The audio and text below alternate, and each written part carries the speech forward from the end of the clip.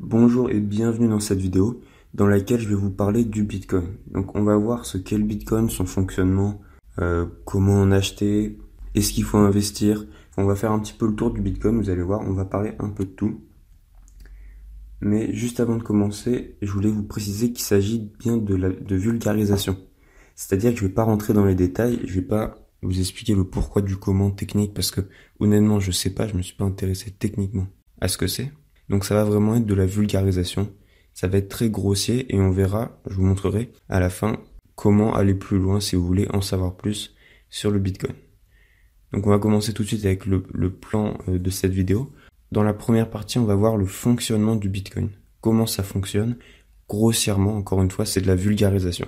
Dans la deuxième partie, on verra où et comment acheter des bitcoins. Je vous montrerai un site, un des plus connus et voilà, vous verrez aussi d'autres moyens d'acheter des bitcoins.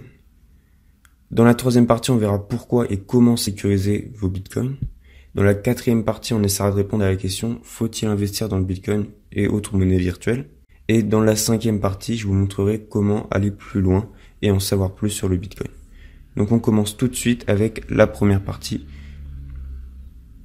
Donc le fonctionnement du Bitcoin. Alors en fait le Bitcoin c'est une monnaie, c'est une crypto-monnaie totalement virtuelle. Donc pour vous expliquer un petit peu, les monnaies classiques que nous on a l'habitude d'avoir, donc les euros, les dollars, les livres, enfin voilà tout ça, ce sont des monnaies qui sont dites centralisées, c'est-à-dire qu'elles dépendent d'une banque centrale régulée par un État. Et donc le Bitcoin, contrairement à ces monnaies-là, elles ne dépendent pas d'une banque, mais d'un autre, voilà, quelque chose qu'on va expliquer après. Ça dépend en fait de la blockchain. Vous allez voir après ce que c'est. Donc voilà, le Bitcoin, il n'est pas régulé par un État ou il n'est pas régulé par une entité, que ce soit un État, une banque centrale. Enfin voilà, c'est totalement décentralisé. Donc justement, on va voir ce qu'est la blockchain. Donc en fait, la blockchain, c'est ce qu'on pourrait comparer à un grand livre. Alors en réalité, c'en est plusieurs, c'en est même beaucoup. Mais pour essayer encore une fois de vulgariser, c'est une sorte de grand livre public que tout le monde peut accéder. Alors, toutes les données sont cryptées, mais théoriquement, vous pouvez y accéder, dans lequel figurent toutes les transactions effectuées par le Bitcoin, avec les Bitcoins, pardon. C'est-à-dire que dès que vous achetez quelque chose en Bitcoin, ça va être marqué. Tout ça, c'est dans la blockchain. Donc, ça permet de vérifier les transactions et d'éviter les fraudes. Voilà, faire en sorte que les personnes ne dépensent pas plus que ce qu'elles ont, puisque tout est marqué dans la blockchain. Donc on pourra facilement vérifier si vous avez bien l'argent que vous prétendez avoir. Donc cette blockchain, elle n'est pas stockée dans un serveur central comme les serveurs qui s'occupent de vérifier pour les transactions classiques avec les monnaies centralisées. Mais en fait, cette blockchain, elle est contenue dans des millions d'ordinateurs qui sont connectés à un réseau. Alors, un réseau, c'est en fait qui ont un logiciel qui s'appelle le Bitcoin Core et qui permet de télécharger la blockchain. Et voilà, c'est ces ordis-là qui vont s'occuper de faire les vérifications. C'est ce qu'on appelle des mineurs. Voilà, il y a des gens qui en ont fait leur métier et qui ont des entrepôts entiers avec des serveurs, des ordinateurs. Ces ordinateurs qui s'occupent de miner ce qu'on appelle le Bitcoin. Donc c'est faire des calculs, c'est assez technique, mais retenez simplement qu'ils s'occupent de vérifier les transactions, que chaque transaction est bonne. Et voilà, à la fin, je vous montrerai comment aller plus loin si le sujet vous intéresse. Donc on va passer à la deuxième partie qui est où et comment acheter des bitcoins. Donc pour acheter des bitcoins ou d'autres crypto-monnaies d'ailleurs, il y a plusieurs places, il y en a même beaucoup, il y a beaucoup de places de marché que vous pouvez trouver sur internet. Donc je vous conseille d'aller sur des sites vraiment connus, parce que plus un site est connu, plus il est fiable. Il faut éviter les petits sites que vous avez trouvé un peu en allant loin dans le web et qui sont qui proposent des commissions des fois hyper avantageuses. Ça peut être des grosses arnaques, donc faites bien attention. Donc nous on va voir un des sites les plus connus, donc logiquement un des plus sécurisés pour acheter des bitcoins. Donc je vais vous montrer ça tout de suite. Voilà, donc ce site, c'est celui-ci, c'est Coinbase. Donc ça va vous permettre non seulement de voir la valorisation du Bitcoin en temps réel. Donc on peut voir là qu'actuellement il est à 11 883 €. Donc voilà, on peut voir dans l'heure son évolution, etc. Bon, vous avez tous les chiffres du Bitcoin. Et vous pouvez en acheter ou en revendre. Donc moi j'ai créé ce compte vraiment pour tester. Ce qui fait que j'ai rien enregistré comme moyen de paiement. Voilà, bon moi là j'ai un bug, ça vient de quitter, alors je sais pas pourquoi. Bon bah c'est dommage du coup, mais bon, vous ça devrait pas vous arriver. Je pense que je vais avoir un problème avec la confirmation par téléphone. Mais voilà, ne vous inquiétez pas, c'est très fiable, c'est très sécurisé. Et ça vous permet d'acheter des bitcoins très facilement, il suffit de suivre les quelques étapes, tout est expliqué.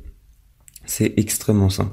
Je mettrai aussi dans la description un site qui référence toutes les autres places de marché pour acheter des bitcoins.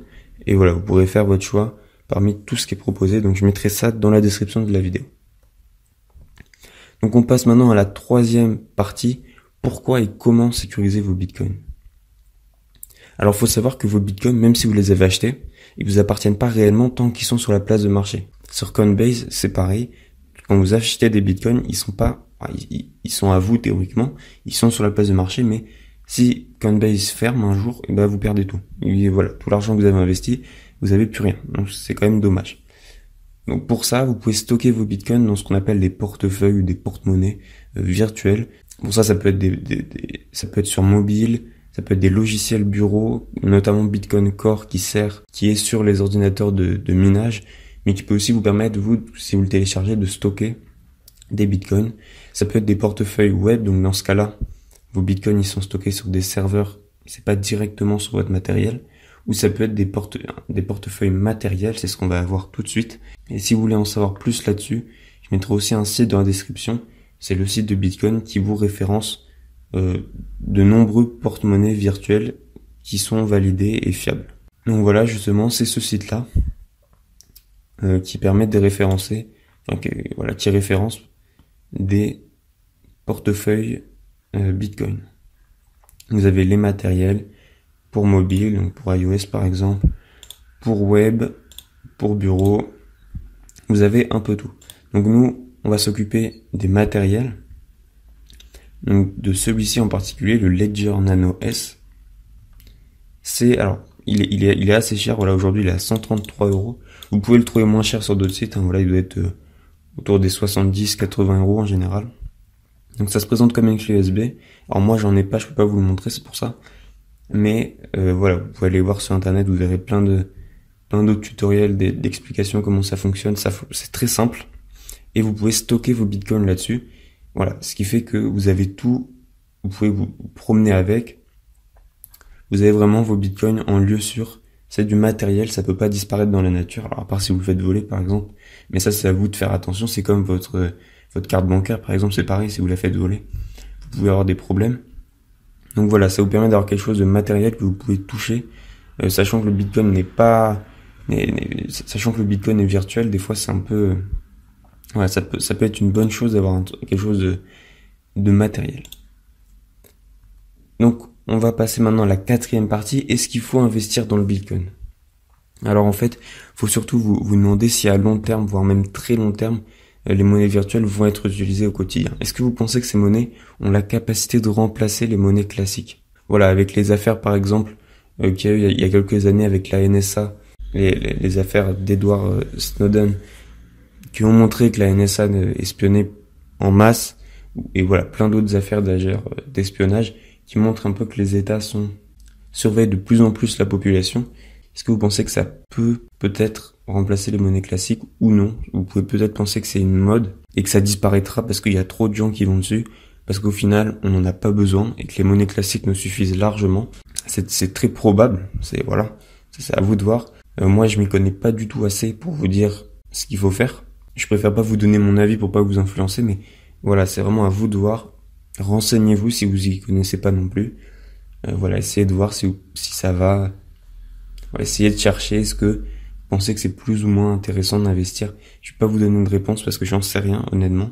Donc on va passer à la cinquième partie, aller plus loin. Alors en fait, cette vidéo, comme vous l'avez vu déjà, elle est très courte.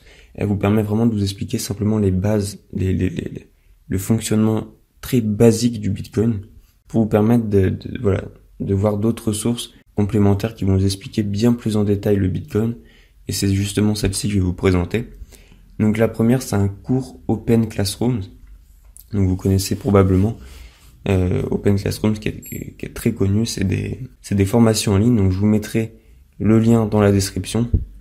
C'est très très détaillé. C'est très bien fait. Il y a aussi un livre, un livre qui s'appelle Bitcoin, la monnaie encéphale. Honnêtement, je l'ai pas lu, mais il y a de très très bons avis dessus, donc je vous mets aussi le lien si ça vous intéresse.